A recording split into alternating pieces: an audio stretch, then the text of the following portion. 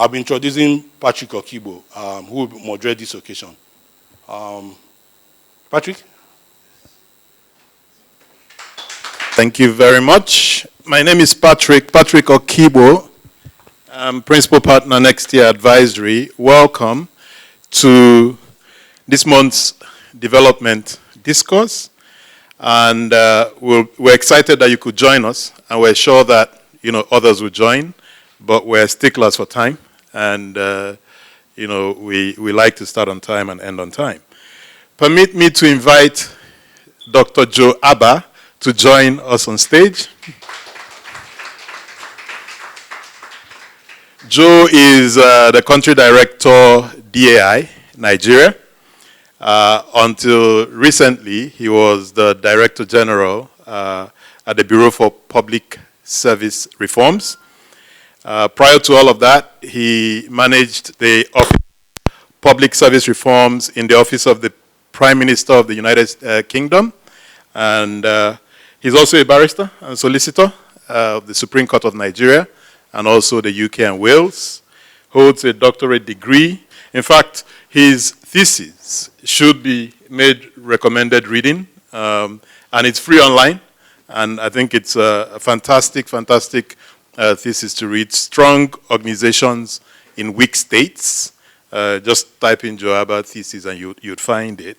Sam Unom, who was supposed to join us, is unfortunately held up. He's on his way, but we'll start. Our objectives. Why are we here today? If Nigeria's public service worked as it should, we'll probably be all sitting at the poolside at Hilton drinking some, pina colada or something. But the fact is that it doesn't. And it appears also that Nigeria might be approaching the doomsday scenario if you look at everything that's happening. And for us to get back on track, we need a public service that works, and that's what we're here to explore today. What is public service reform? Udoji in 1999 said it's a systematic change designed to drive efficiency. Rafin Dadi, 2014, deliberate effort to reinvigorate a state that is near collapse. Olokpa, 2014, efforts to improve capacity of institutions. Rafin Dadi again, positions it at reconstructing administrative structures. Now, Nigeria is not new to public service reforms. In fact, we can trace it all the way back to 1934, the Hunt Commission, and our effort at doing a count of the number of these initiatives. We came up with 18. Maybe Joe has a different number, but that's what we could count. We tried to group them up, and there were some commissions between 1934 and 1953, about 4 of them. We grouped them up as the pre-establishment commissions. Between 54 and 59, which we call the pre-independence commissions, there were 2. 63 and 72, the post-independence commissions, 4 of them. 75 to 95, the military era commissions, another 4. And 99 to 2012, post-democracy committees, another 4. Now, if all of these commissions and committees worked, again, we'll probably be by the poolside at the Hilton. But they didn't. And why didn't they work? There are a number of reasons. One of them is political will, which is what we're here to explore today. But there's also issues around maybe poor diagnosis of the problem, which could have led to, weak prognosis and then the wrong solutions. Deficient institutional framework to drive these reforms. Inadequate human capital, inadequate financial resources to drive through. Excessive politicization and maybe even centralization of the reforms, although I'm sure, some might also argue that that's an advantage and not a problem.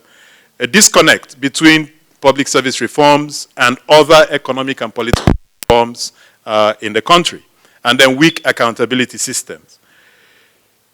I went through this to say that we are aware of all these problems, but we really want to focus today on political will and what it means and whether that's the problem etc. And without further ado, I'd like to hand it over to Joe, who would make an opening remark, and then we engage in some moderated discussion before we open it up to the audience. Joe.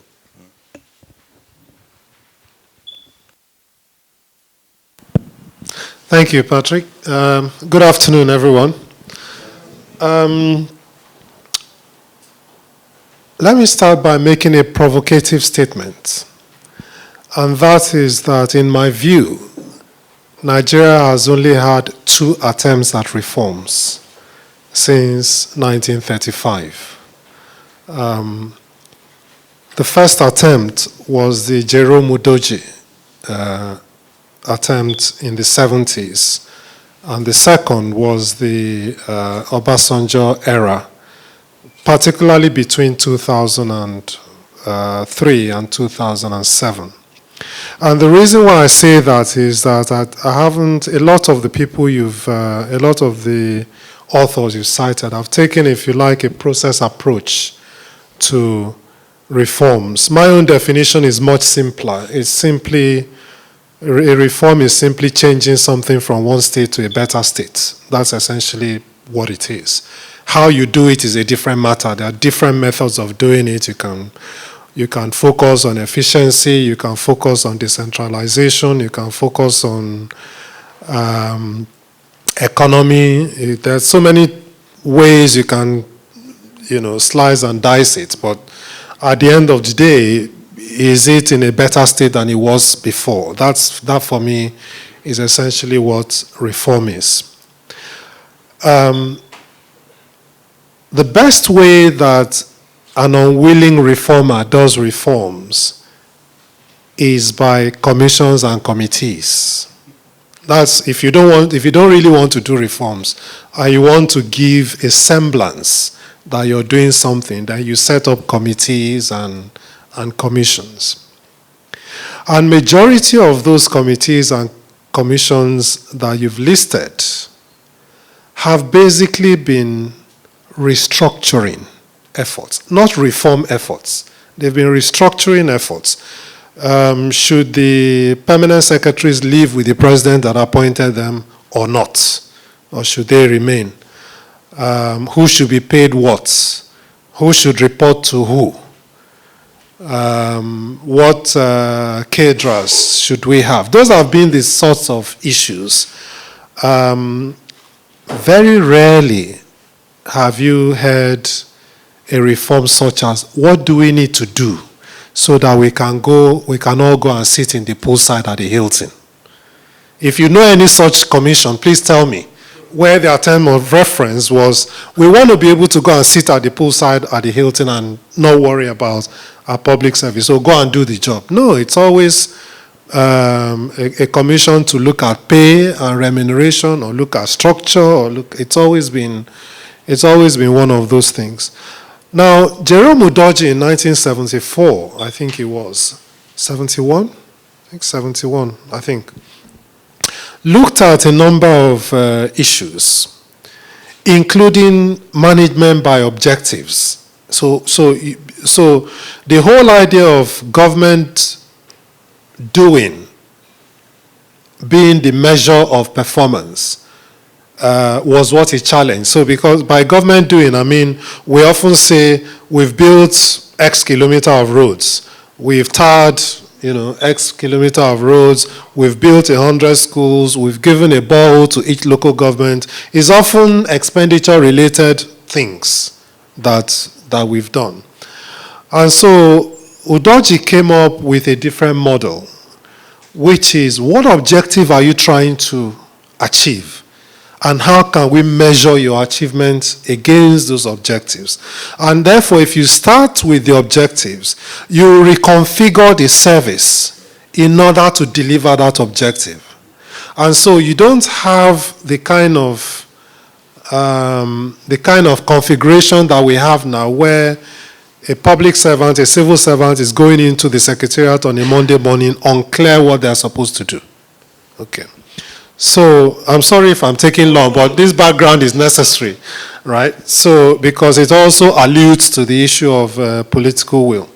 So So we then had, and then he said, okay, and if that's going to work, then we can't pretend that public servants are saints who don't like money, who don't like to be paid.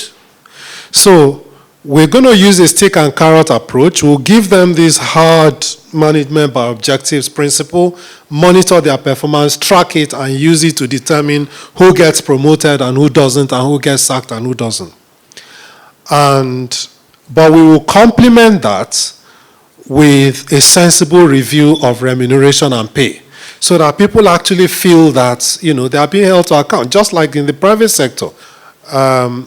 The government of the day chose the more populist one, which was just to announce a salary increase and then did nothing on the re-engineering aspects, which was actually the core of the work. So threw away the re-engineering aspect.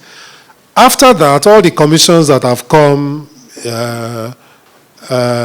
AYEDA, Shoneko, have all been these same sorts of issues. Who should report to who should stay for how long, and who should do what.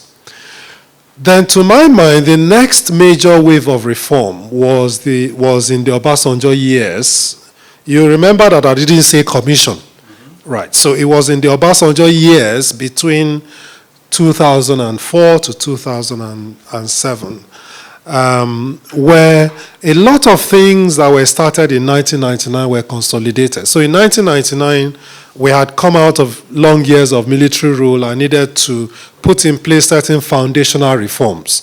So military rule was a command and control structure. You do what you're told, you obey before complain. And military rule was in conflict with holding to account and due process, which the public service exists to do. And so the military had over decades systematically weakened the ability of the public sector to hold the public to account. And so when we returned to democracy in 1999, it was important to put back in place certain foundational rules. So here's how you do public procurement. It wasn't like before when, super PEMSECs just sat in their sitting rooms and awarded contracts and, nobody could do anything about it. So here's how to do procurement. Here's what we're going to do in terms of corruption. So set up organizations like EFCC, ICPC, and all of that. Set up the due process unit, which then became Bureau of Public Procurement. Privatized government enterprises. Set up a monetization policy, set up a tenure policy, got rid of some staff in an attempt to re-engineer the service and all that. So to me, this was a serious, it wasn't a committee-based effort. This was a serious effort at re-engineering the service. And that's why I would say that, to my mind, those have been the two main serious efforts at public service reforms.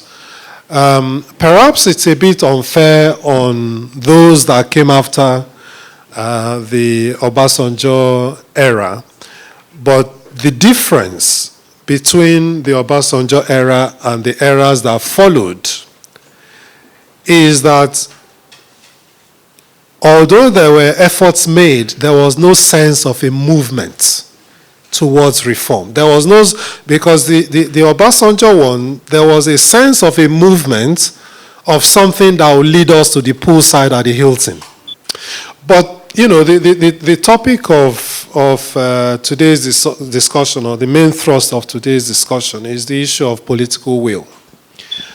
And incidentally, those of us that study this stuff went into government with all of the literature about the importance of political will, and came out of government with the realization that there's a need to develop a new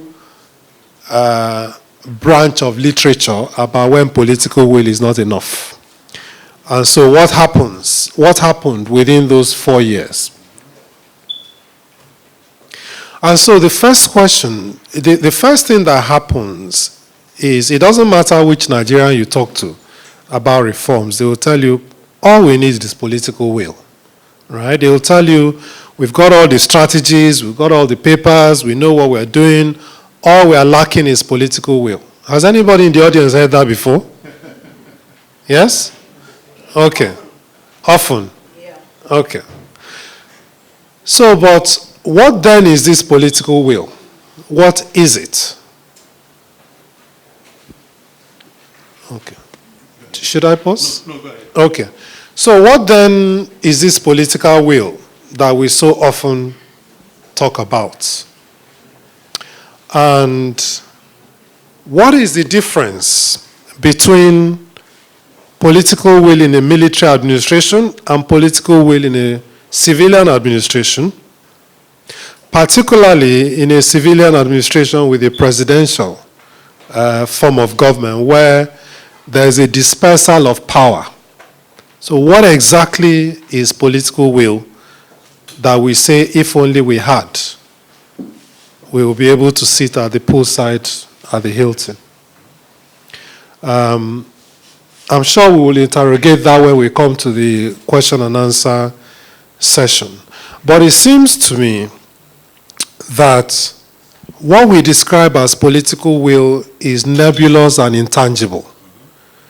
So if we say, okay, what are the characteristics of this political will, then it will be a bit like restructuring. Everybody has, I was discussing with my brother Ferdinand, 20 people will describe restructuring in 20 different ways. Just like 20 people will describe political will in 20 different ways. So assume that I wanted to... What's the tangible problem we have now among many? Assume I wanted to... security. Okay. Assume I wanted to reform our police force, right? Nigerian police force.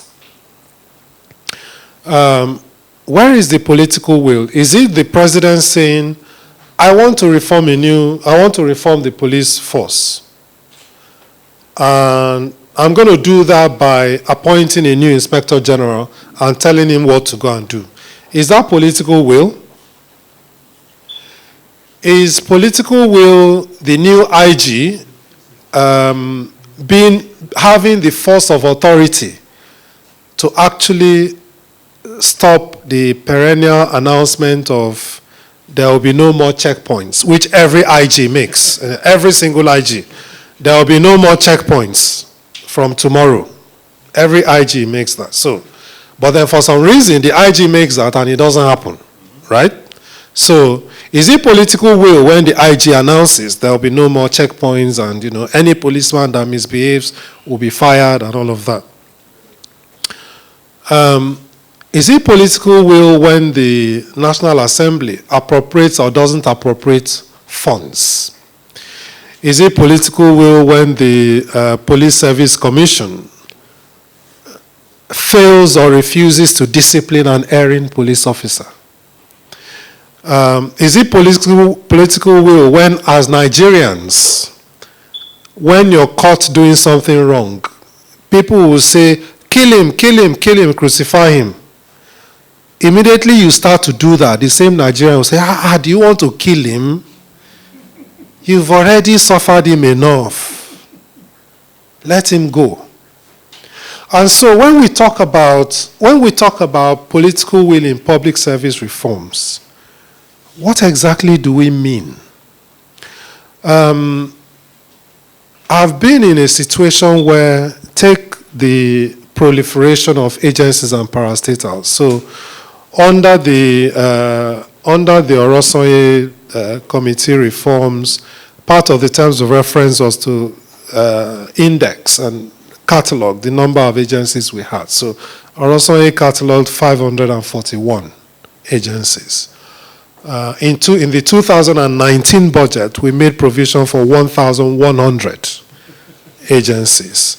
One was just created last week for people in the diaspora, just for good measure, so that nobody will complain of being marginalized, So, but I've gone to see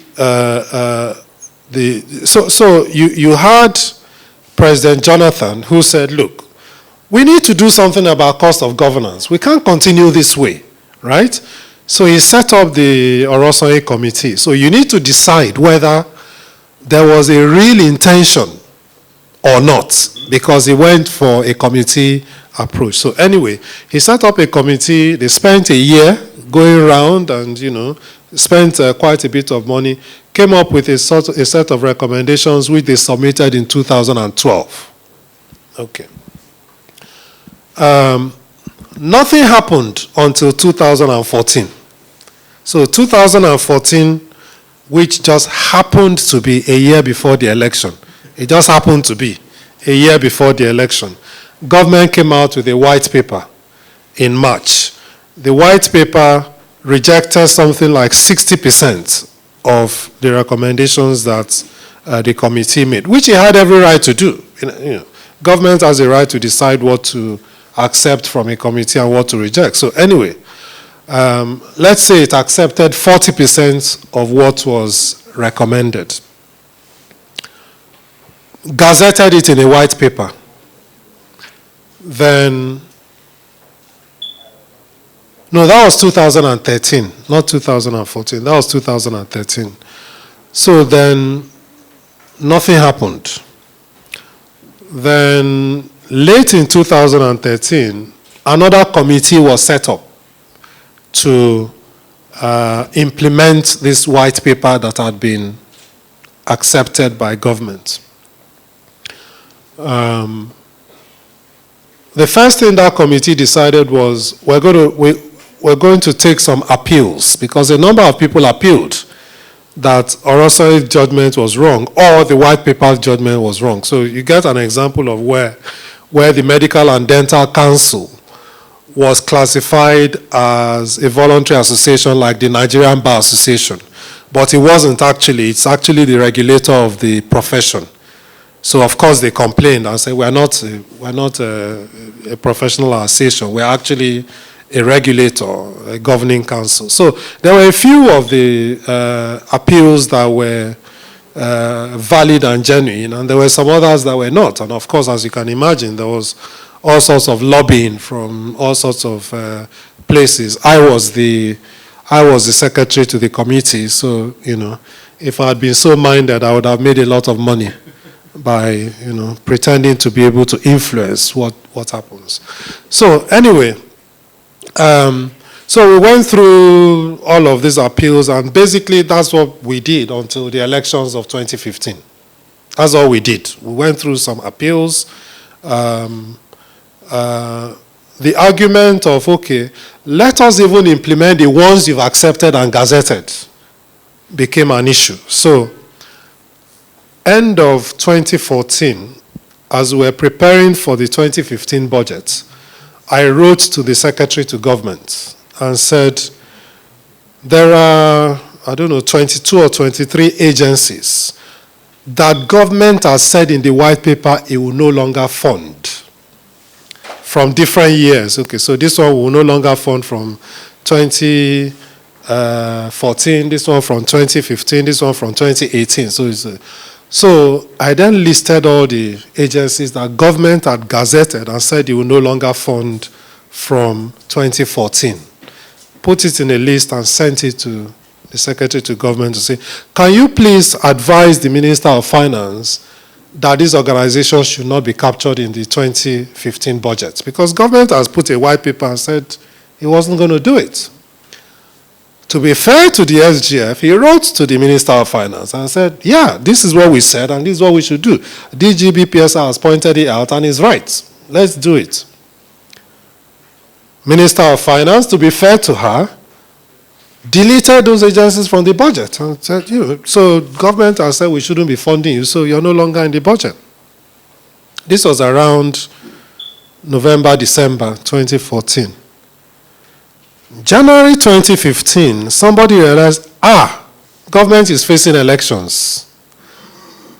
Because people had then realized that they didn't get paid for January, which is when this thing hit home for the first time.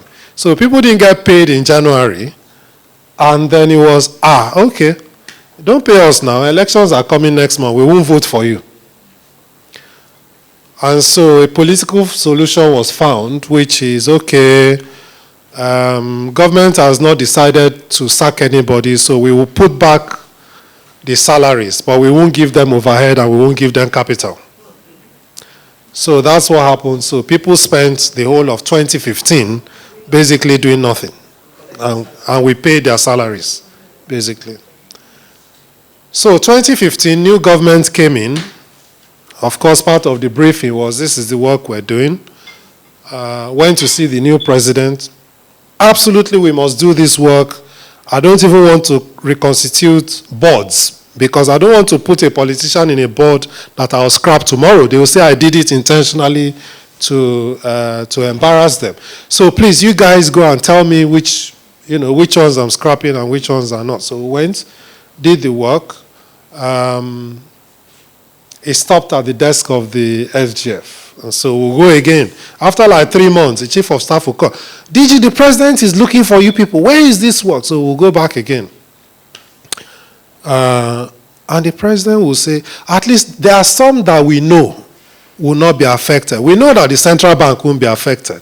We know that NDIC will not be merged. At least let's start with those ones. Tell me the ones that are not contentious. So we did, went back. Everybody signed, the Attorney General, with how far you push in this direction. So tell me, was there political will or not? What do you think made the difference? Is it the character of the presidents at the time? Because those were two very strong personalities, and one would immediately begin to think about places like Rwanda and Singapore, similar strong characters, or is it that the institutions at the time, so if you go back to Jerome Udoji, stronger institutions, if you go back to Obasanjo around 2003, we were beginning to lay down, roots of new democratic institutions and so on, and by the time we got to Jonathan, we had kind of figured out our ways around these institutions. So where do you locate it? Is it in the character of the person, so we just start looking for strong personalities, or is it in the strength of the institutions at the time? And if it's in the institutions, what then happened to cause it to break down between those less than 4 years, actually? I would say the character of the leader is important. I would say the institutions are also important, but one of my key definitions of political will would be the presence of a sufficient number of people that believe in the same things. Mm-hmm. And if you look at the Obasanjo government, there was a core of 6 or 7 people who all thought the same way. They were all market-friendly, if you like, right-wing in terms of ideology, or at least center-right, if not right-wing in terms of ideology. They believed in free markets. They believed in a smaller state. They believed in taking whatever action is necessary to get things done. And so you had a core of 6 or 7 people that believed in the same thing. And so it was easier to drive. That is what is missing now. So that coalition, that critical mass of people yes. focused on. Yes, and that's why I gave you the example. Political will of one person is insufficient, even if it is that of the president. It is not enough. Even the political will of the president is not enough. There needs to be a sufficient number of people who A, believe in something, B, sufficiently understand it.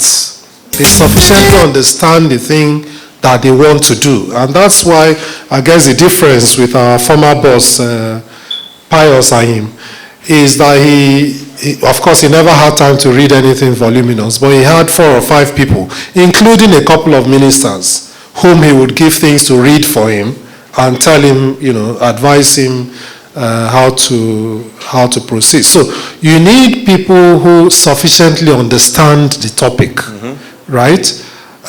Who are in sufficient numbers to believe in the issue, who have a clear idea of what the solution might be, and have the access to power to drive through that solution. Those would be my 4 components of political will. How come we were able to pull together this coalition of, people who were sufficiently focused on these reform issues, say under Obasanjo's second term, and we were not able to do it under a Jonathan administration that still had a lot of right of center type people, that still had a lot of people who you would say had a broad worldview, global worldview on how things should be done, who said the right things. How come in a space of 2-3 years we lost that momentum, that movement that seemed as if we were heading somewhere, at least in terms of reforms?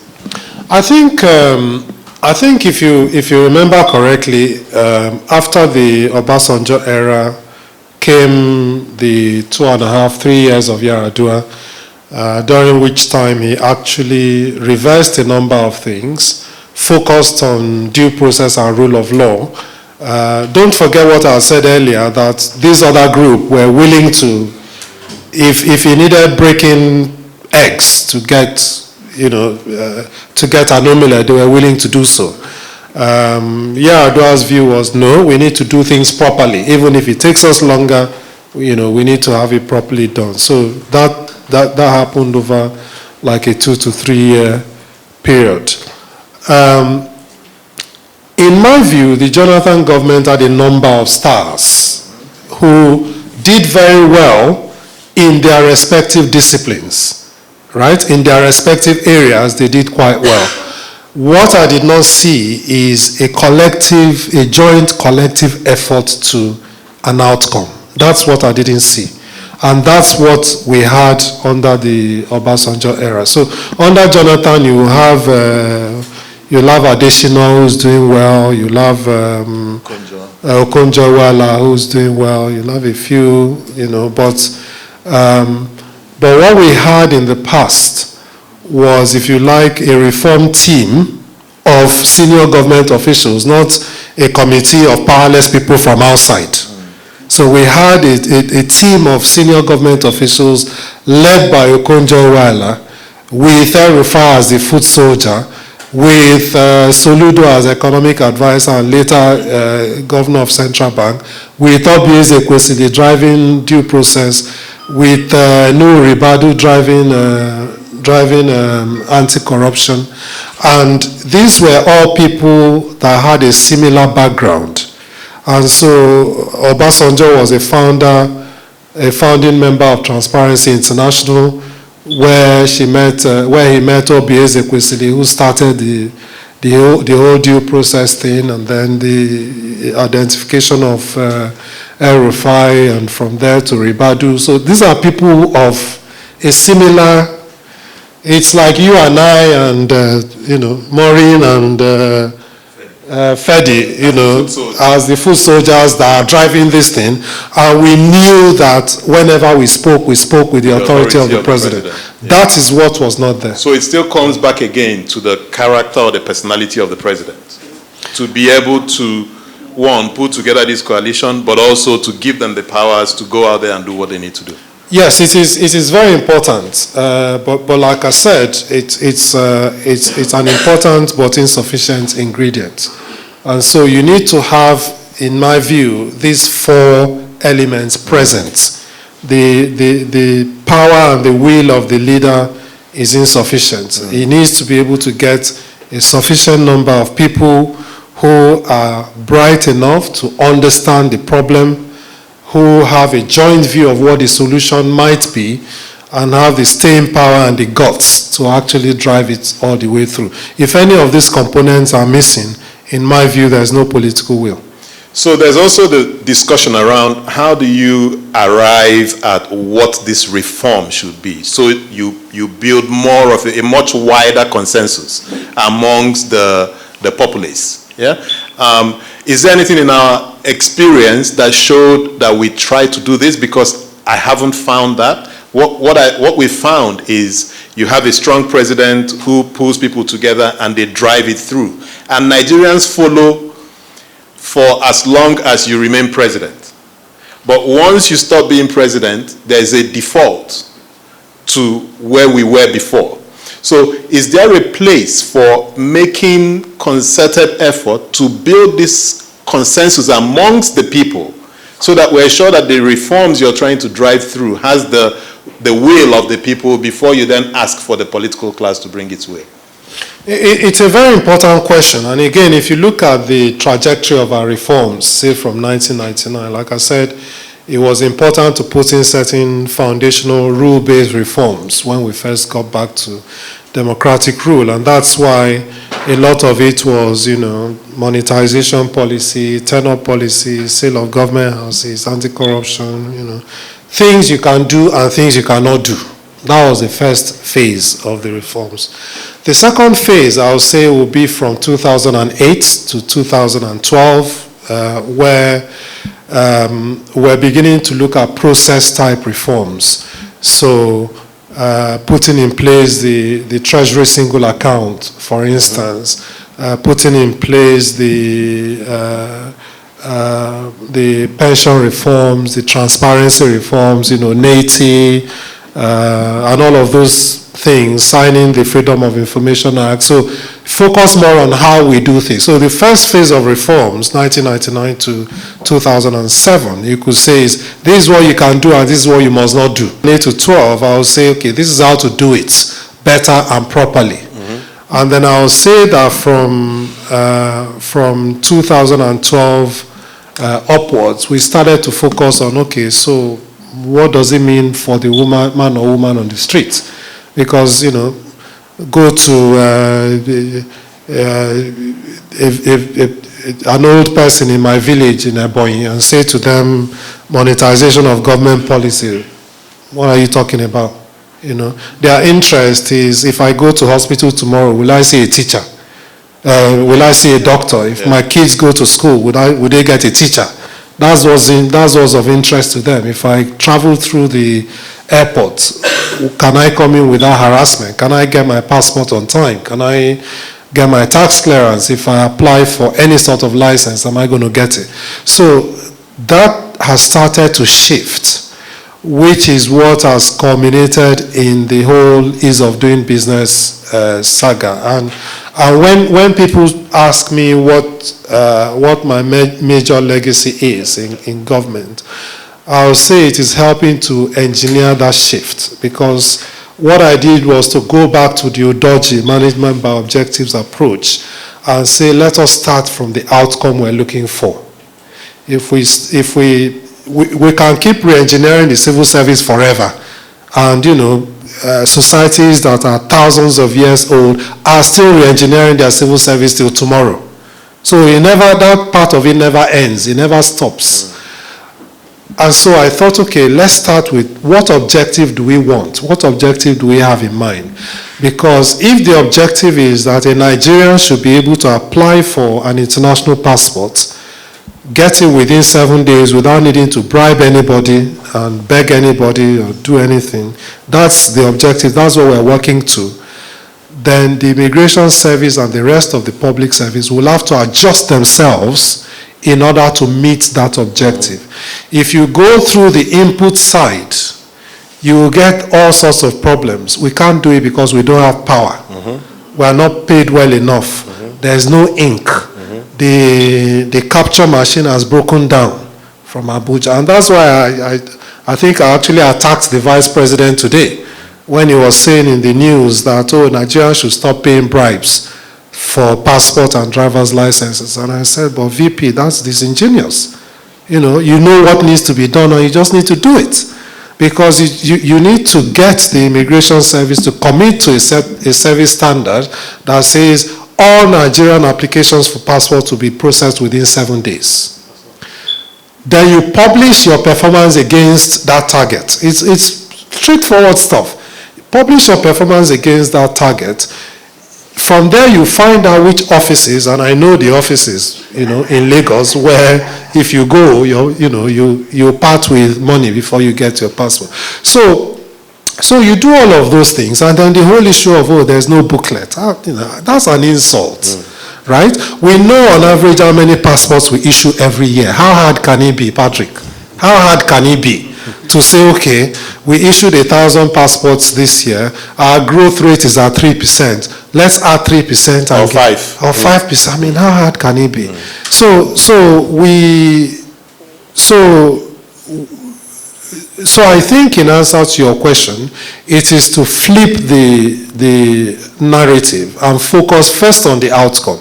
If you focus on the outcome, then the bureaucracy will have to adjust itself. So let me ask one more question, and then we'll open it up for the audience, but I'll bundle two issues in that question. The first is structure. So you've talked about management by objectives, but if you do all of that, but you don't have the ability as, say, a minister to penalize, people within your service when they don't do things right, there's a limit to how that can work. So can you speak to efforts that have been made to fix that in our civil service code and so on?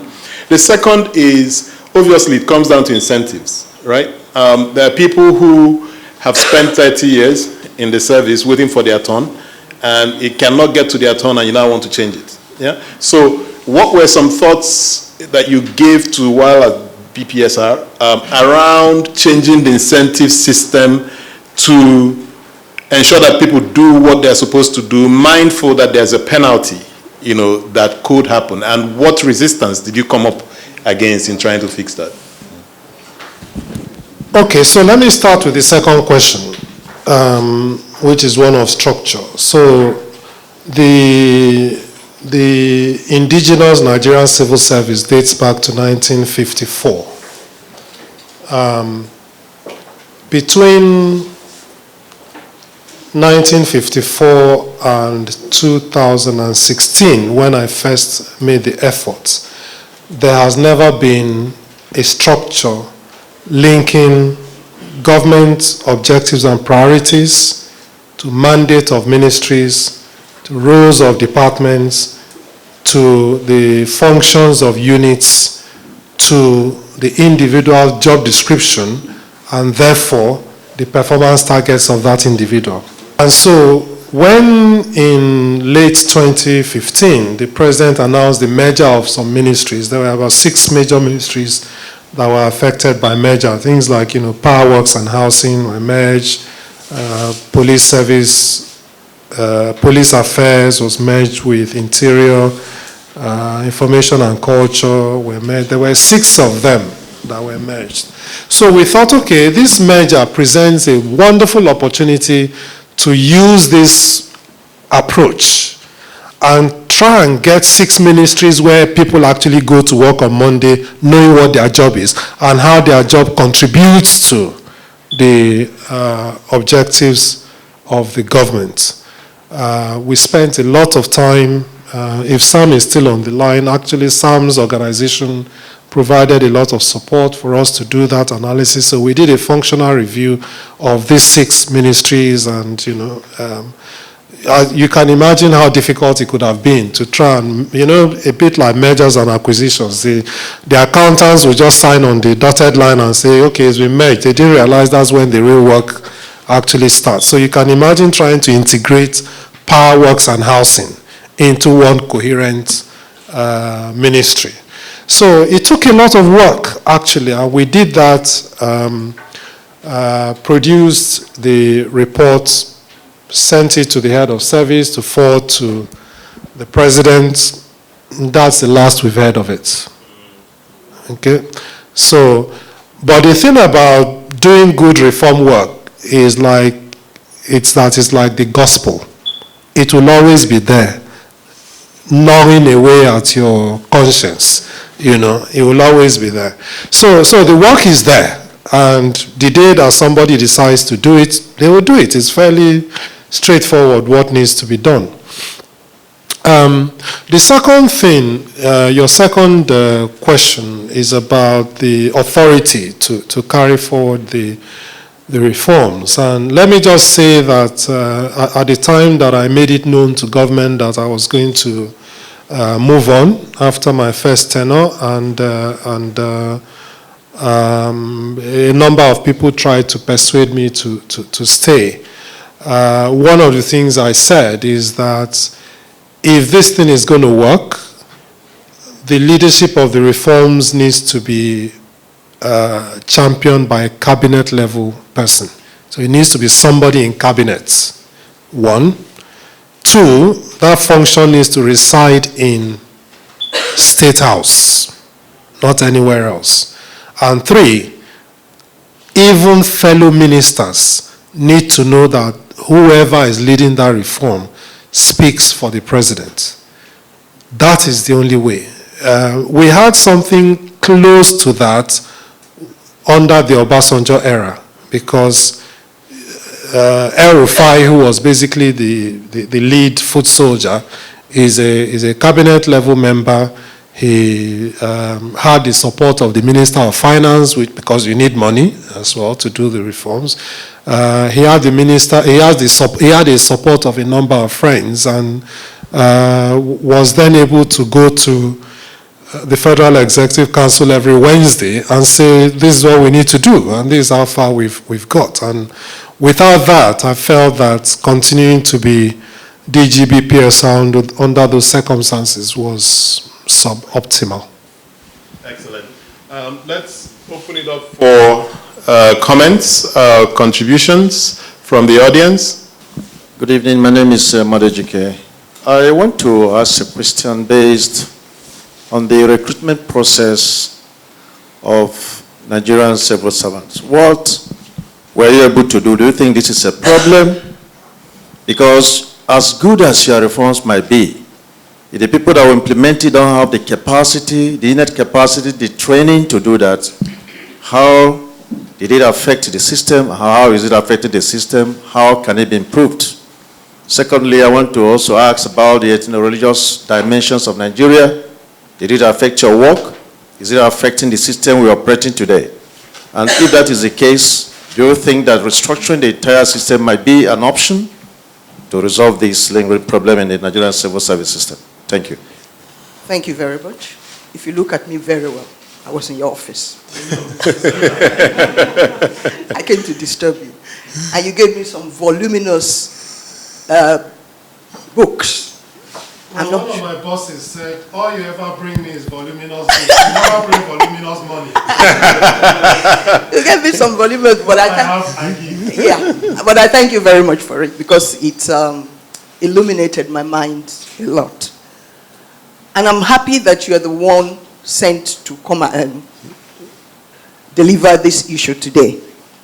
I'm a bit sad that Sam, another friend of mine, is not here, because I wanted to hear from him. There are two sides I want to look at the problem at hand. First, the issue of continuity of governance in Nigeria. It doesn't happen. If you have a regime that has a number of foot soldiers that have done tremendous, excellent work in reform, why can't the next regime take up the gauntlet from there? But everybody wants to shine and put his name as the author. If you're not the author, then you don't want to implement. I think it's a problem. And I think if you could address it, I'll be glad. The second is the raison d'etre for each reform. I have a particular one in mind. If you've been 8 years director, retire. What was the raison d'etre for that? What was the reason behind that? We saw that some elements from a particular area of the country had been directors for 15 years, 18 years, 20 years. Some older, I'm above 60, but some you will see them in the civil service, they say they are 54. And I look at them and say, am I older than this man? He must be my uncle, and he's still there. He says he's below 60. So what was the raison d'etre for that? You've been 8 years, retire. It affected some people who were genuine. They came from I was one. I came from the university. I was head of the Department of Political Science in Lagos State University. I had a good job. Then I was coming to Abuja as a consultant in the Institute for Peace and Conflict Resolution. Then there was a vacancy for director. That was 2003. I applied. I got the job. I intended to retire at 60. I just want to put this down. Let me finish, please. You won't cut it because I'm going somewhere. So I intended to retire at 60. Then they said 8 years retire. So if the intention is to block out those people that were already so old on the job, it affects some other people. That's another. So those are the two things I want to. Thank you. Right in front of you. Thank you. My name is Maureen Idozu. Well, I was listening to you, Joe, and there are two areas I wanted to talk on, and it's actually the people will and the bureaucratic will, which I think are largely missing in many reform situations. We have very good examples of that, such as Servicom, for instance, which was for the people of a coalition around the interest or subject of reforms. It will fail. The next thing is about how reforms are introduced, because I did an analysis of why Servicom failed. And one of the reasons was actually bureaucratic will. And that is really why, we hear them saying, okay, soldier come, soldier go. They wait for the political appointees. When they move on, everything, things just revert back to normal. And I think that's part of what happened with the reforms that President Obasanjo introduced at his time, By the time he went, there were a lot of reversals, monetization, government agencies are now buying cars again, rents are being paid when ministers get into post, permanent secretaries, directors are coming to tell them how they will get government allocation for houses or government, government to pay for their houses and pay for cars and things like that. So at what point, would reforms begin to resonate with the public service so that they are the ones who really see the need for the reforms and ask for it? Sure. Yeah, and this also happens, you find this in MDAs mostly. MDAs, like parastatal, sometimes when a new DG comes, they tell you what has been going on, and you find that those public servants in those places continue with some of those reforms when it's contained within those MDAs. But the public sector-wide reforms, they feel reforms are happening to them. Yeah. And so is it time, to change how reforms are introduced, how it's communicated, and to build more interest and support for reform so that they're sustained? Excellent. Joe? The first question is just a yes or no. Just yes.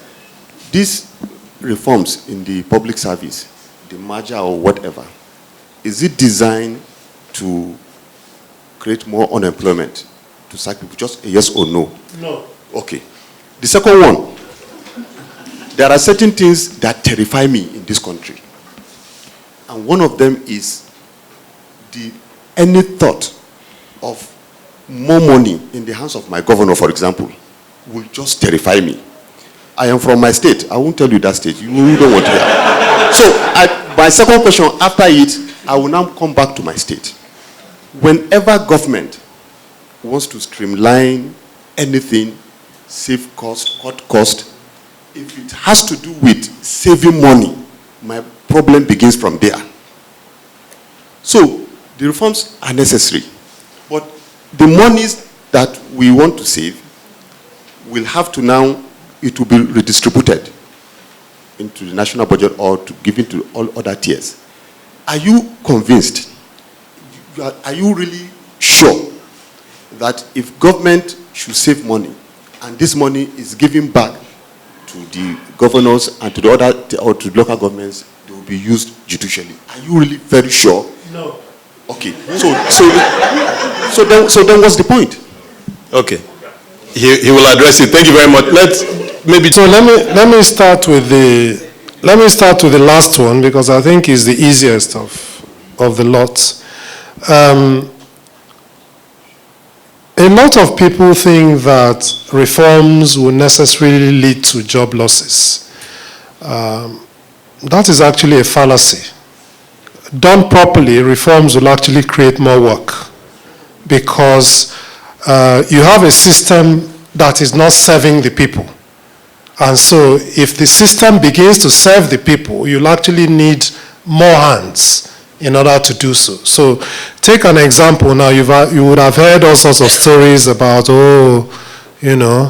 we have this organization has 1 car and 6 drivers, right? So the response of the uninformed reformer, or the reformer that looks at things only through an economics lens, would be sack the other 5, right? You don't need them. However, if your purpose is to increase the quality of services delivered to the citizens, then you may actually say, okay, anybody over the age of 70 that has an appointment at the National Hospital, we will go to their house and pick them and drop them.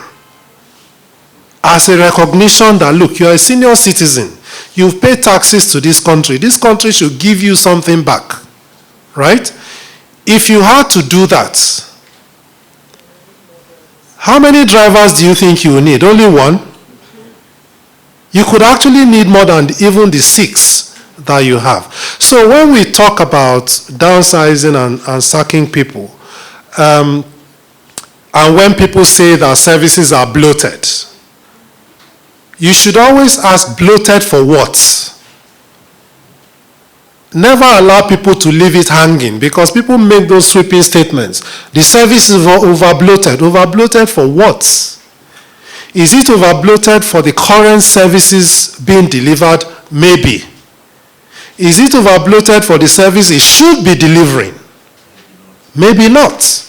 And that's why you need to do the analysis, because in some cases, like I said, you may actually need more people. Our level of tax collection in Nigeria, I really don't see why the Federal Inland Revenue Service cannot employ 50,000 people in one go. Because how many people are we collecting taxes from? You understand? So you can look at FRS today and say it's bloated. But if you give them a target that is 10 times what they currently collect now, they will have to employ more people. So this is why we need to be a bit more sophisticated than people often are. The press is the worst culprit. They just carry these headlines that make no sense. The issue of saving money, again, we need to think about, we have a situation where something like 2% of our population is consuming 75% of our resources. And we have to think, is it fair or not? And so when you talk about saving money, should we be paying senators 15 million naira per month as running costs? Not salary, not anything else, just running costs for which they are just supposed to tender receipts, right? They are not supposed to tell you what they did with the money.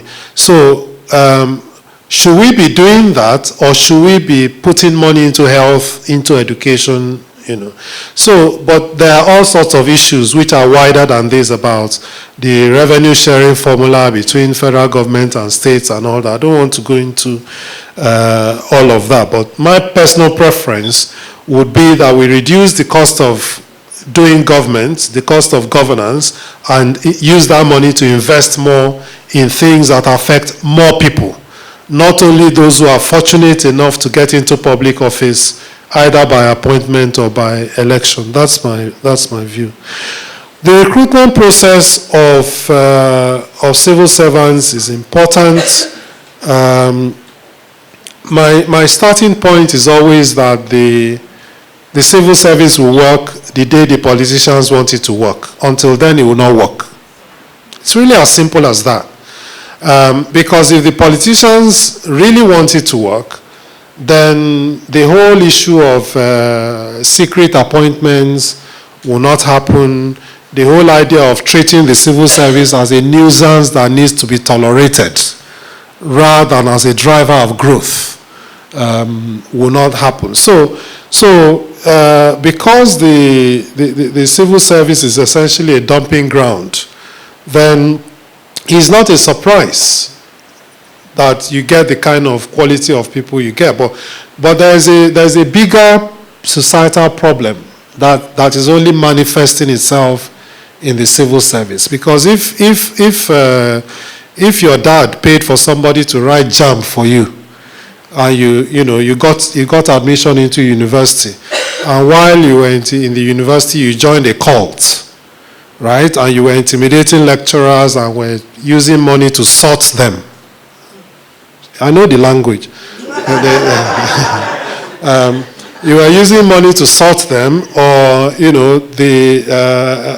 or there was a sex for marks situation going on, and then that person manages to graduate without any capacity, and then their parent or somebody they know influences their posting for NYSC, and then because there's nothing else, they can't pass any entrance exam anywhere else, there's nowhere else to go, somebody fixes him into the civil service. Now tell me, somebody with that mindset, did they come to work?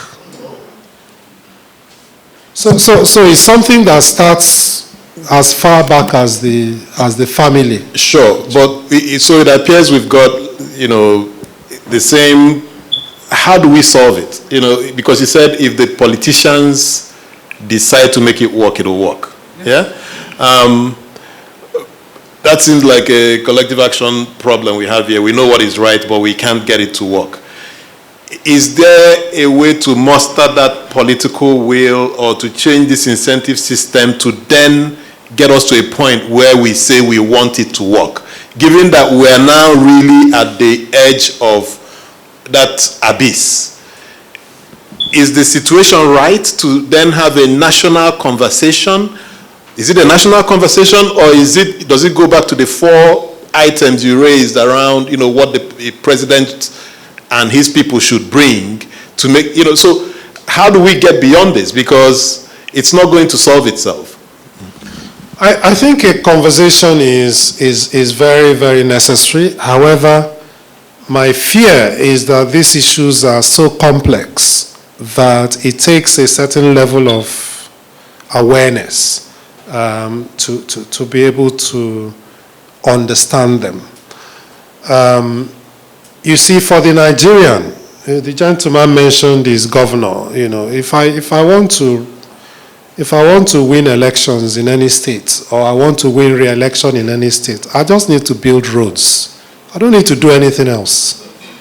All I need to build is roads. I don't have to even pay my civil servant salaries. I don't have to do any of that. I don't have to focus on primary health care. I'll just go and build what do they call it, ultra-modern world-class hospital, right? Which is my opportunity to get a kickback and make money. I'll be interested in building a university or college of education. Then I want to do a conference center. I want to do an airport. There's a menu for these things. You can just follow the menu, right? So, and the Nigerian will never vote for you if you're focusing on health and education and water and a functional bureaucracy. So no, I don't think we're at any abyss yet. We're not there yet at all. We're still, in my view, 20 years away. I'm sorry to say. I think we're still 20 years away, in my view, from getting to what I'll call an abyss. So your question then is so what do we do? Which is why the issue of a conversation is very important. And that's why, in the last election, I refuse to support any candidates. For me, it's not about who wins. It doesn't matter who wins. This structure will remain, right? So we need to have that conversation with each of the stakeholders.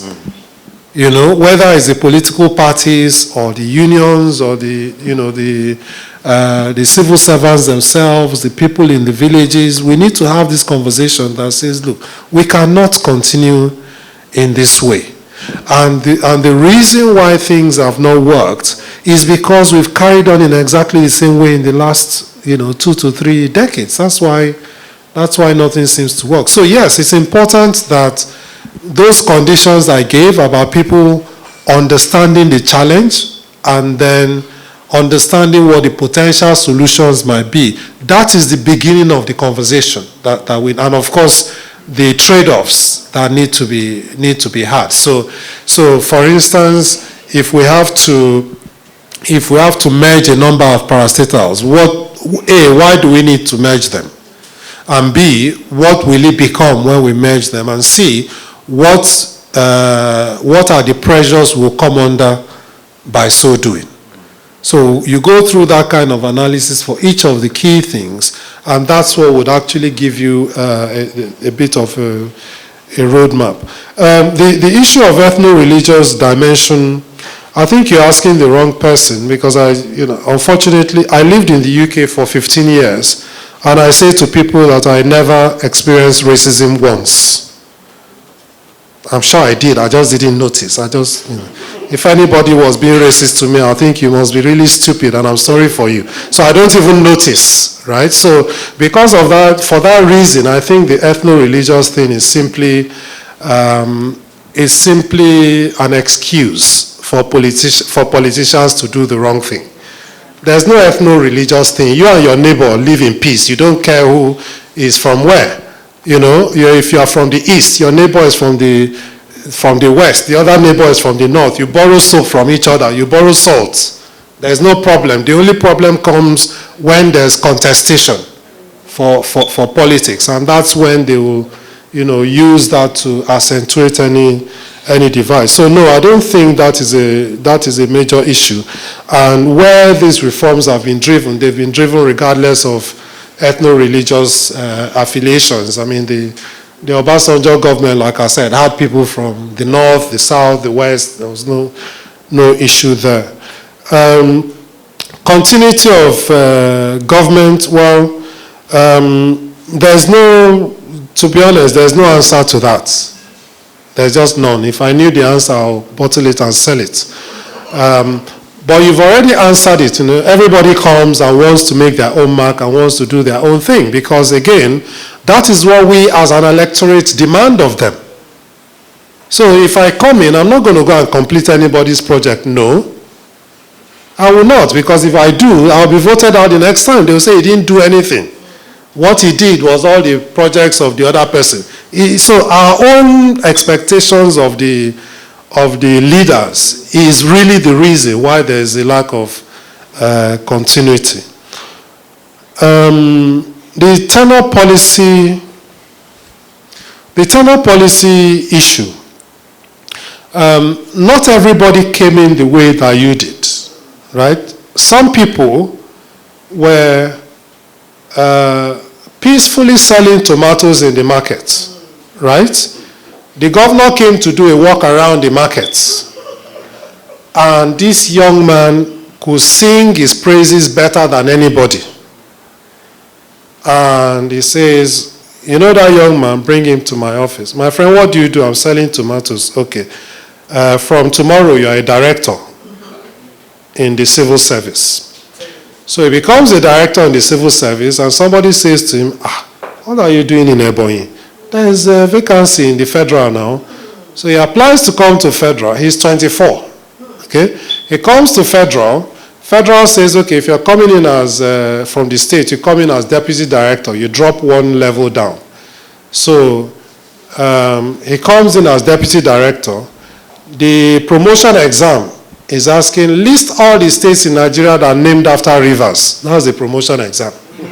Okay? So he passes. And, there are people who are specialists at writing exams. So he's a director at the age of 27. Right? And then Ebonyi, my state, is underrepresented. There's a vacancy. He's the only candidate for PEMSEC. He's 30. Okay.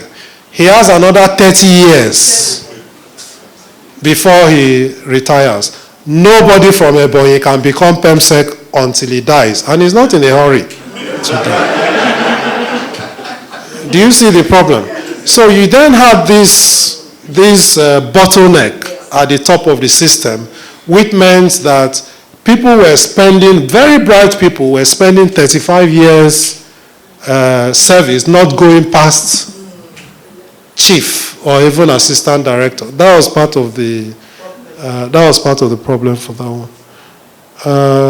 The issue of political will and bureaucratic will is very, very important. In fact, I call it not just bureaucratic will, I call it technical will. Because again, Maureen is very right. There are things that the political will of the politicians exists. The technical will of the technocrats is lacking.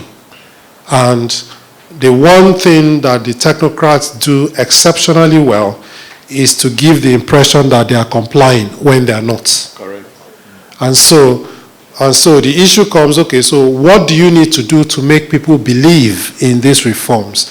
And there are a number of things. The major thing that puts off a public servant is not, it's not the disrespect they get, it's not the abuse of everybody calling them thieves, it's not even the fact that they earn less than other people. It is a feeling of injustice and unfairness. Once a public servant feels injustice and unfairness, they will never support any reforms. And that injustice and unfairness is at different levels. We've mentioned the money that the legislators get, which is a source of unfairness. Then you've got the major dichotomy between what the civil service gets and what certain parastatals get. And so you get certain parastatals where the driver earns more than a director in the mainstream civil service, right? Same sector. The same sector. In fact, not just the same sector. The ministry is supposed to be overseeing the agency. Then you get the feeling of unfairness that permanent secretaries have sorted themselves out. So a permanent secretary earns 3 times what a director earns and gets to keep a salary for life. Right? So a perm sec gets a salary, full salary for the rest of his life. Okay? So if I'm now an assistant director and I've done 30 years service, and I've worked in BPSR where it's just book, no money, it's just book, right? And then I realized that 5 years to go, I don't have a house, I don't have a car. Any economic shock will send me into serious problem, somebody dying, somebody with a major ailment. Then you shouldn't be surprised that some of my officers were coming to me to say, Oga, I really believe in what you're doing, but I need to go to a place where I can get some money and build myself a house and at least buy a decent car that I can use. So until we address that issue of unfairness, you will just be preaching. It's why the National Orientation Agency doesn't work. Jingles don't work. They don't work. You need to get to the root of the issue that is affecting these people. I think that's all the questions. Is that all? Okay. Yeah. Do we change our reforms? That's part of. Yeah. That's part To finally, Doctor. I've been following our series on Twitter. So my question might not be fully public reform, but again, it's around public development. So let's say I have 2 lives.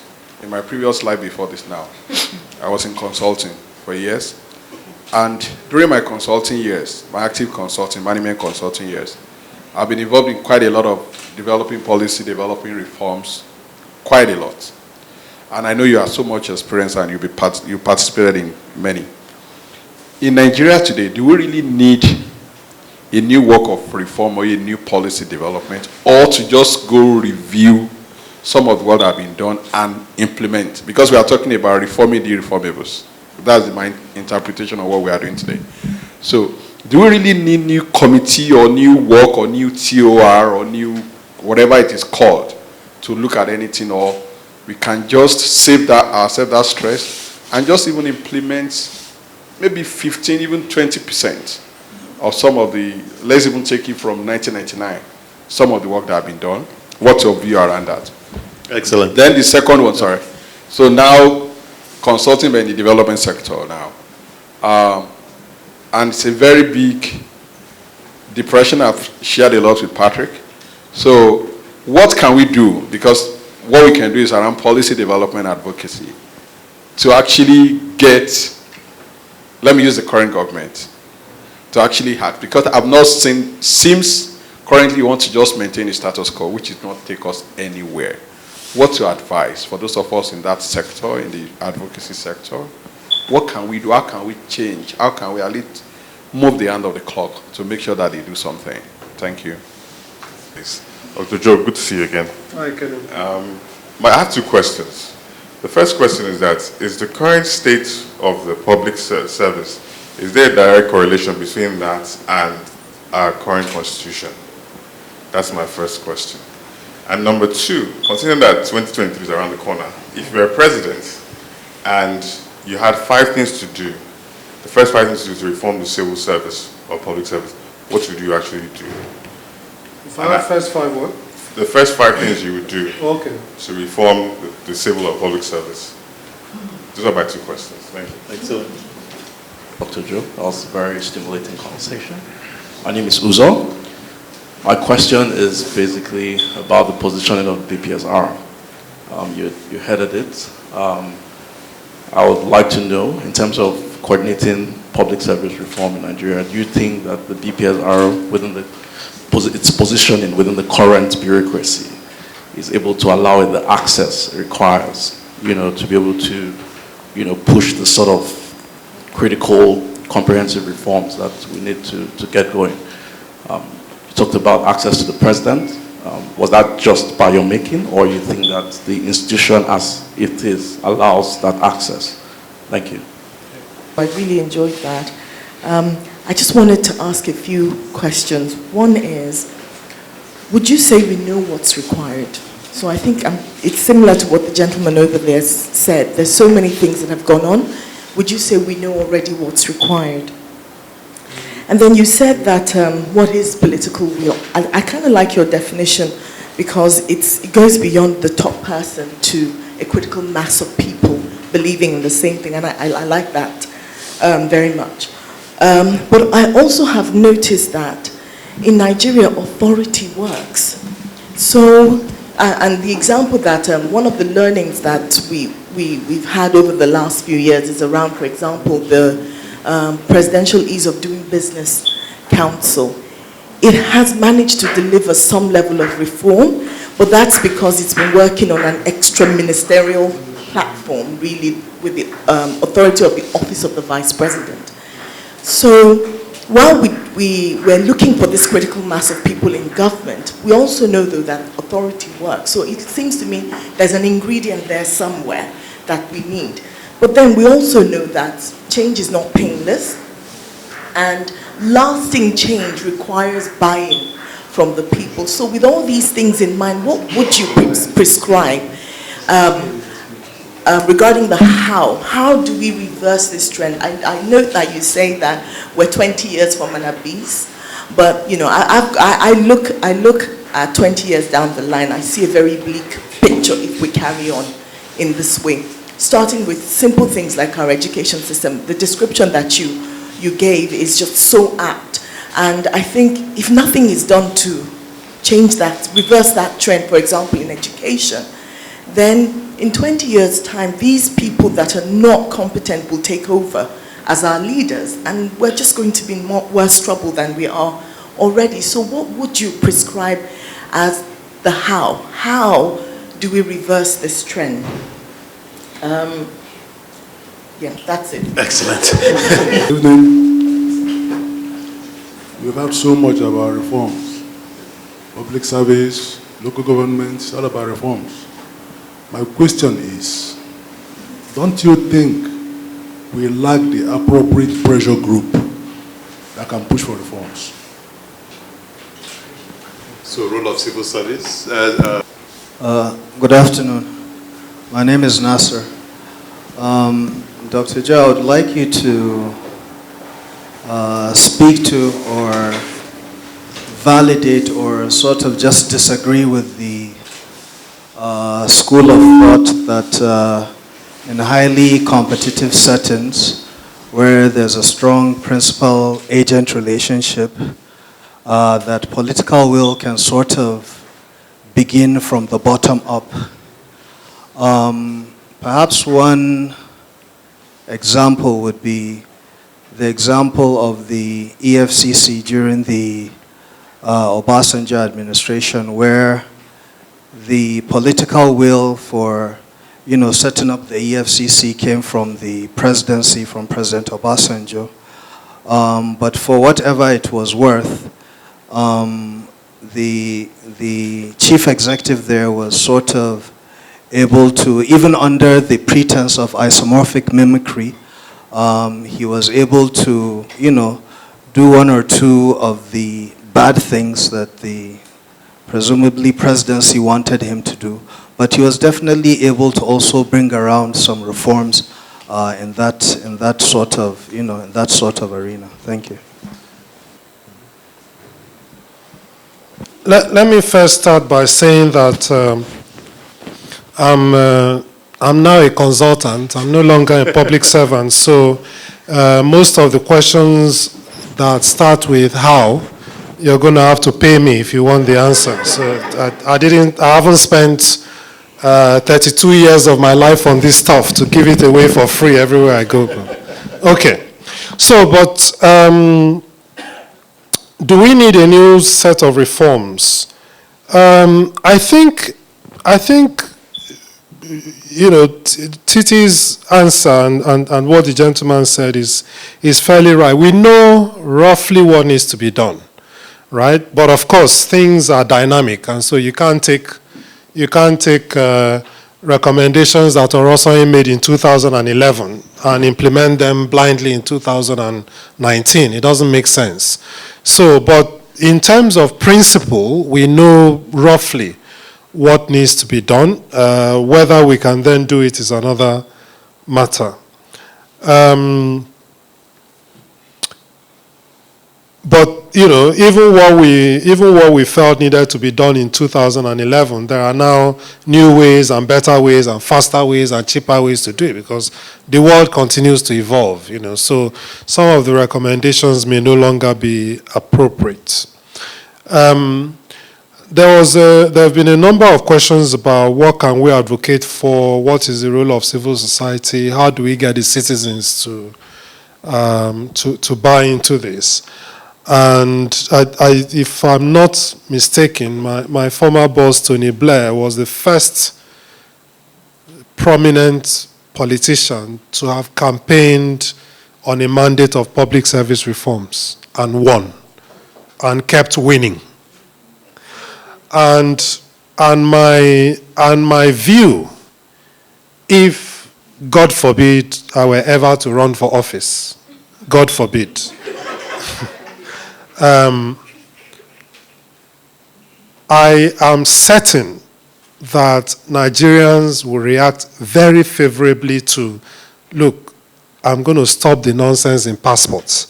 I'm going to stop people are going to get into universities in a proper way and they're going to get a degree with merit. I'm going to enforce a regime of merit. I'm going to open up the whole of the opacity of the NNPC. I'm going to do. There are a number of things that you will say that would resonate with people.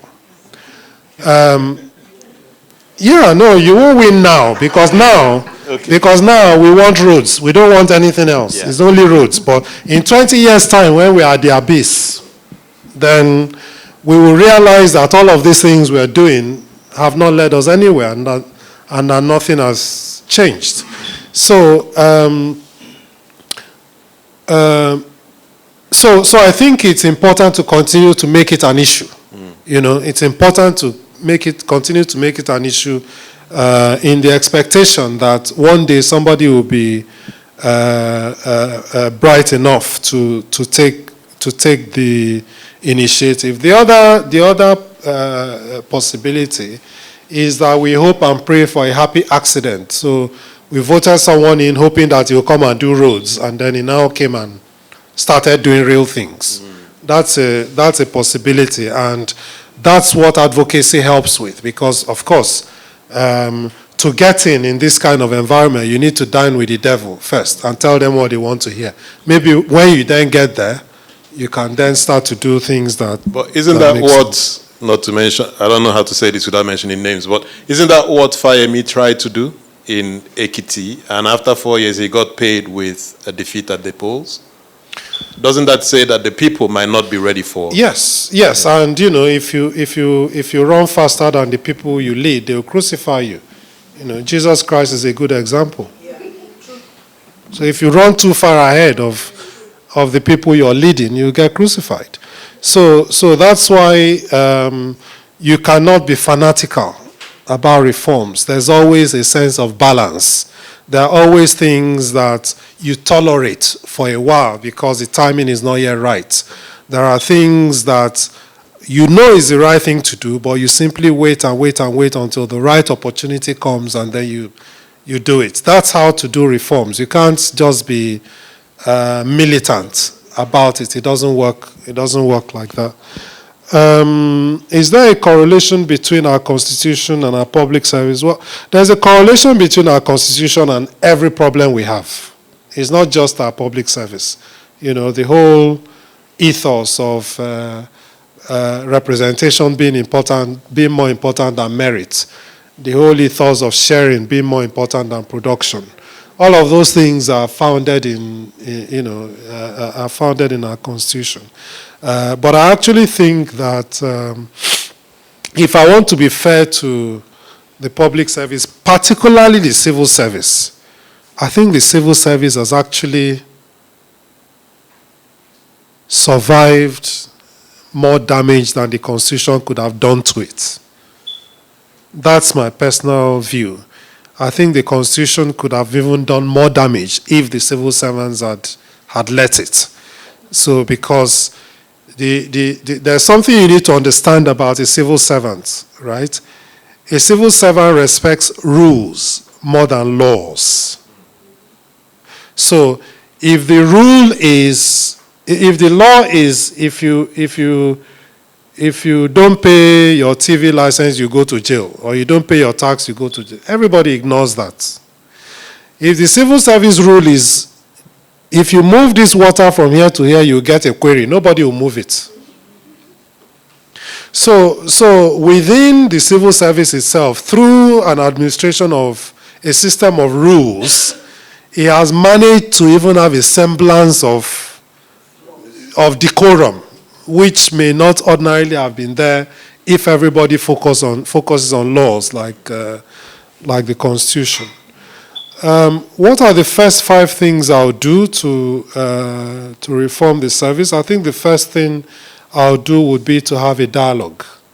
I remember working in the UK very many years ago, where the organization in which I was working, our chief executive basically called everybody, who must have been like 10,000 of us, into Wembley Stadium and said, from today, we're going to become a different organization. If you don't want, there's somebody with your check at the door, collect it and go. Right?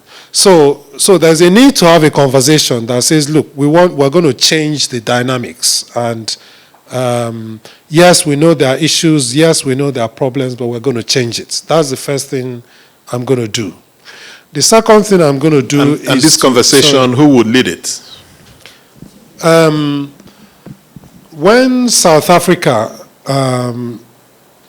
got rid of apartheid and was trying to restructure its economy and all that, it got, I think there were 10 people,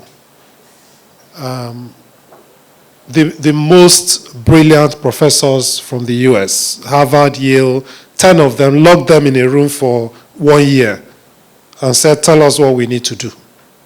So I may not even pretend that I have all the answers, but I'll get the best thinkers in the world working with people here to actually devise solutions that work. And that's what they and then I'll relentlessly implement what they've suggested. Then I'll create tiers of organizations. So I will have certain prime ministries and certain prime agencies. Okay, so if it's Border Communities Development Agency, I'll give it to the politicians. Choose whoever you like for that one. But if it is NAFDAC, Nigerian Communications Commission, there are a few like that. I am more inclined to advertise the position internationally. I can limit it to Nigerians, but I'll advertise it internationally. Everybody from anywhere who is a Nigerian will come and go through a process and lead this premium. They don't need to be many. Like I said, under the Obasanjo regime, it was only basically 6 people that ran the government. Okay, so I'll have certain, premium agencies and premium ministries that will be led purely by merit. You cannot do everything by merit. In this kind of our society, you can't. Not now. So I'll have certain key ones that will be driven by merit. I would give them the autonomy to recruit who they want.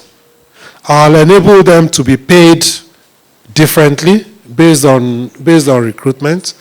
I would have 6 elite universities, 1 in each geopolitical zone. The same fees as private universities, but to produce quality. And I'll give indigent students, indigent or bright students, a grant. We can no longer have uniformity of mediocrity. It makes no sense. So those are the sorts of things I would do. So you can't say, oh, I'm going to do merit all the way through. You'll fail. You can't say, oh, I'm going to have the top universities in Ibadan, Lagos, or whatever. It will not happen. You need to go to, you need to at least have 1 in each geopolitical zone and try and get the best out of. So you have a process of producing a different set of people who can come into a different pay rate in a public service that looks different. And perhaps over a period of time, you start to develop 5, 10, 15, 20,000 people that will, over time, start to gradually reshape the civil service, the public service you have. Position of BPSR, I think I said that already. In my view, BPSR needs to be the secretariat of a cabinet minister driving reforms. That's what it needs to be. It needs to be the secretariat of a cabinet minister. You need a minister in charge of reforms. You don't need a ministry of reform. You don't need a ministry of reform. You need a minister responsible for driving reforms, either as their full-time job or as, an additional responsibility. And BPSR should be the secretariat to that minister. It's all set out in the way BPSR was established. It was to take the best of the public service from academia, from the mainline public service itself, and add to it consultants. It's all there. It's just that it's never been activated. In Nigeria, authority works. Yes, it does. Of course, it is a necessary. It is a necessary ingredient. However, it is a necessary but insufficient condition. And so, with all due respect, with all of the efforts that are being made on the presidential list of doing business, Nigerians can still not get a passport without paying a bribe. There are still touts in the airports. The seaports is still difficult. So it's become better than before, but it's this same thing of, okay, they are using power from the top to tell us, so we will comply. But the real heart of the people implementing it has not necessarily changed. So it's important work, but it needs to go deeper than it does, and it needs to go. It's a bit like Cervicon, which Maureen talked about. Somebody woke up one day and decided, what Servicom needs is power.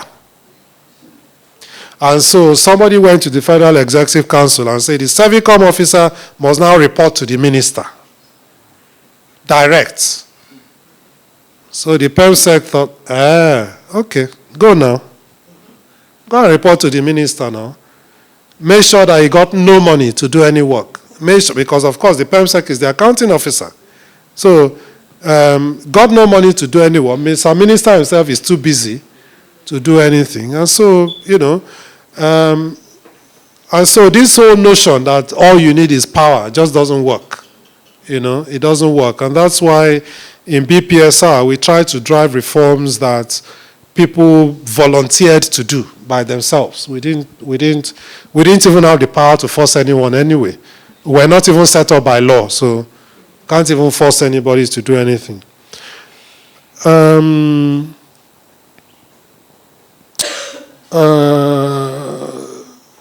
Do we lack the appropriate pressure group? The answer is yes. We're not asking enough questions. We're not putting enough pressure on people from an outcome perspective. So we're still saying, this person built this and built that and dug so many boreholes, but do we have more water? We're not asking those questions. Are our students better educated now? Are we more healthy as a people as a result of all of these things you're doing? We're not yet asking those kinds of questions, and I think we need to do a lot more about that. And this is something I actually say that many people don't realize, that demanding reform actually requires a reorientation. You need to know how to even ask. Many people don't. We just assume that we all can. But you need to know what to ask for and how to ask. Political will can begin from the bottom up. Absolutely, yes. If the people say this is what we want, then eventually the politicians will listen. At least now they are buying our votes. Before they didn't bother, they just stayed in hotels and wrote the results. So now at least they are buying our votes. So at least it means our votes are beginning to count. So if the next phase of selling our vote for 1,000 or 2,000 naira is to say, okay, I'm not selling my vote for 2,000 naira. What I want is a functional school. And people start to make that kind of demand, then we will start to see a bit of a difference. Political will setting up, let me just before the M&A, political will setting up the EFCC, that's not actually how it happened. And Patrick raised a very important issue of the one of incentives. President Obasanjo set up his ICPC. He drafted the law in his own hand. That was the very first law that was put before the National Assembly in 1999. And he wrote it in his own hand. Okay? And then had to negotiate, the legislator said, no, now 7 years is too much punishment for corruption. Reduce it. Initially it was 10 years, actually. Reduce it. So there was that. So, and then as at 2004, when EFCC was set up, I think ICPC had only convicted one person, one lowly local government chairman somewhere, who wired money from one head to the other. That's the only conviction that ICPC had at the time. What then happened was that Nigeria wanted debt relief. So Nigeria wanted debt relief from donors, but had been on the blacklist of countries that are not transparent with financial flows. And so for us to get the debt relief, we needed to get off from that list of non-complying territories, non-complying countries and territories, right? So we had to get away from that. And don't forget that at about that same time, 9/11 had happened, and people had drawn a link between corruption and terrorist financing. And so there was an imperative from outside Nigeria to set up an EFCC type operation. And so it is not out of the benevolence of anybody's hearts. It's because we had to do it in order to get debt relief and because of pressure from abroad for issues of terrorist financing. So here is another important issue, like I said, that you raised, Patrick, the one of incentives. So can we find areas in which the incentives sufficiently align for us to push? Because that's what will get us quicker results than if we go through the normal process. Entrenching M&E into the service, again, is very important, and I'm pleased that a number of civil society organizations are beginning to do good work in this area, beginning to track projects, beginning to track expenditure and payments, but we need to do a lot more than that. It's not only about tracking budgets and tracking procurement. There's a lot more. There's a lot more to do in that space. So I think this more holistic approach to monitoring and evaluation is what is needed, and that comes with education of our civil society members and also ourselves. And I think that's what is required. Did I miss out anyone? The online one. Okay, so yeah, that was the one now. The online one was about entrenching M&E into public service, and then changing. How do we change mindsets? So we basically change mindsets by learning how to demand improvements in the way things are done. So I remember when I first ran a DFID program a few years ago, a long time ago. We actually did a program one day where we would encourage Nigerians not to give anybody any tip on one particular day of the year. So I think we called it a no pay day or something. So we refused to. Of course, a lot of people ignored it, and a number of people laughed at us as well. But it's the kind of thing where we need to start to identify where areas might exist for us to place pressure on government to do something different. Excellent. Please, a round of applause for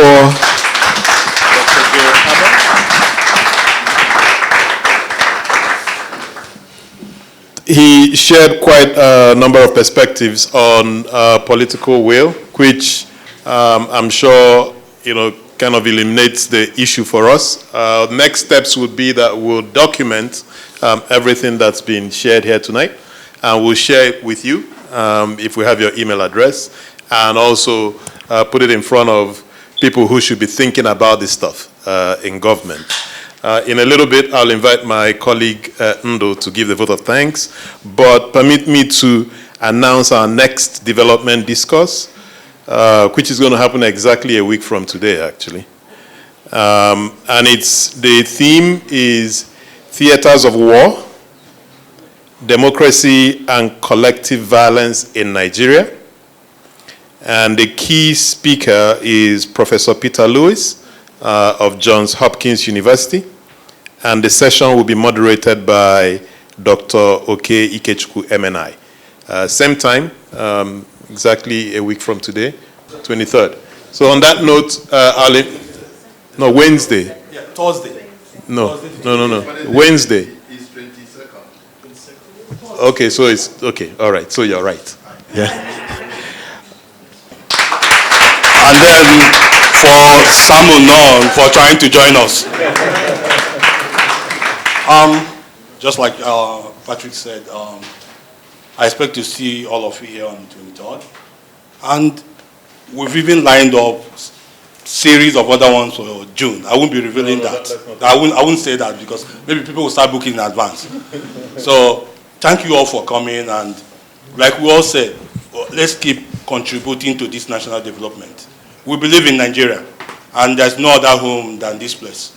So like Joe said, after 15 years, he ran back here. He knows Nigeria is still home. So let's continue to engage, let's continue to interrogate. We are getting there. One day Nigeria will be like any other Western nation.